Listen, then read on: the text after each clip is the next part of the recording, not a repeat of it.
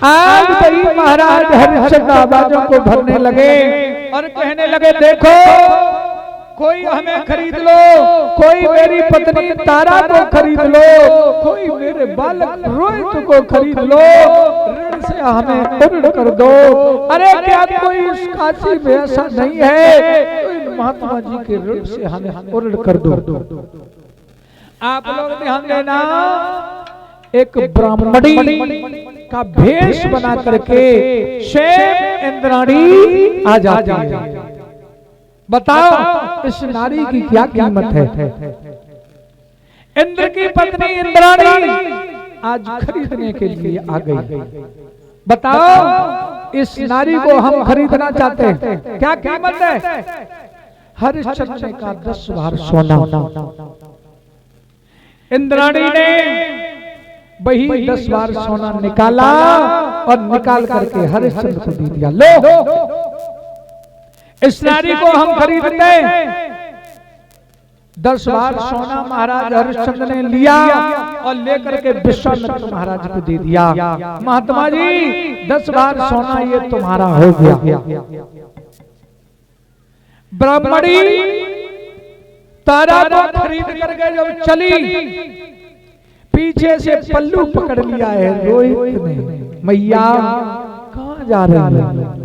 बोले बेटा इस मेहताई ने मुझे खरीद लिया है, हम बिक करके जा रहे हैं। रोहित ने कहा मैया इस मेहताई से कह दे ये हमें भी खरीद ले। हमारी इच्छा ये है कि हम तेरे साथ बिकना चाहते हैं। तारा ने ब्राह्मणी से कहा मैया मेरा बालक मेरे साथ बिकना चाहता है, ऐसा करो तुम मेरे बालक को भी खरीद लो। ब्राह्मणी ने कहा मेरे पास अब कोई धन नहीं है, इस बालक से कह दो कि ये अपने पिता के साथ बिक जाए।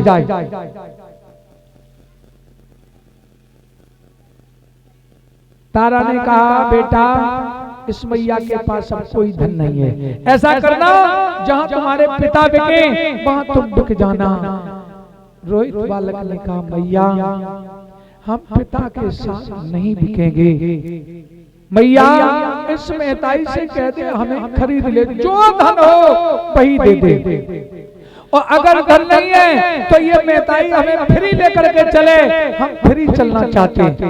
आप लोग भी ध्यान देना,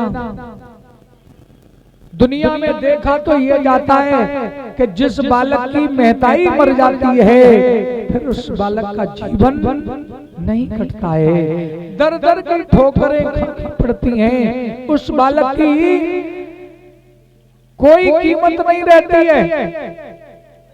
या तो उसे जहर खाना पड़े या दर दर पर ठोकरें खानी पड़े। और अगर किसी का पिता मर जाता है तो माँ चाहे मजदूरी करे, चाहे जितना संकट उठाए, लेकिन अपने बच्चों पर कभी आंच नहीं होने देती है। आज रोहित ने कहा मैया हम तेरे साथ बिकेंगे, हम पिता के साथ नहीं बिकना चाहते हैं।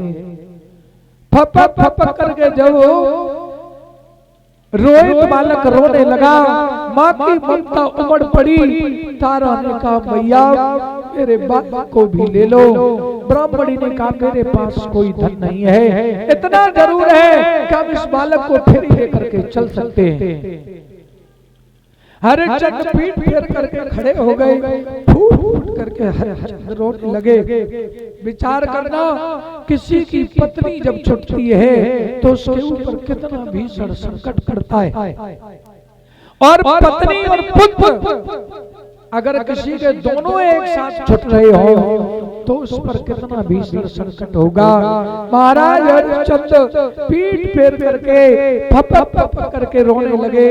तारा ने कहा स्वामी रोने से कुछ नहीं होगा। अरे इन महात्मा जी के ऋण से जब तक उर्ण नहीं हो जाओगे और तब तक रोने से कुछ नहीं होगा। इसलिए अपने हृदय को इतना मजबूत बनाओ, इतना कठोर बनाओ कि हृदय तुम्हारा पत्थर से भी कठोर हो जाए।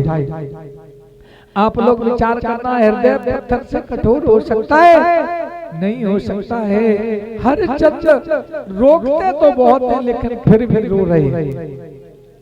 ब्राह्मणी ने कहा देखो इतना समय नहीं है हमारे पास, चलो हमने तुम्हें खरीदा है। आज तारा और रोहित दोनों को लेकर के जब ब्राह्मणी चली, फिर करके खड़े हो गए। हरिश्चंद्र फपकते रह गए, क्या कर सकते हैं। विचार किया अब रोने से भी वास्तव में कुछ नहीं होगा। तारा और रोहित को लेकर के वो ब्राह्मणी चली जाती है। अंत में हरिश्चंद्र ने आवाजों को भरा। हरिश्चंद्र ने कहा अरे काशी के निवासियों कोई हमें खरीद लो, अरे काशी के निवासियों कोई हमें खरीद लो, महात्मा जी के ऋण से उऋण कर दो। एक काला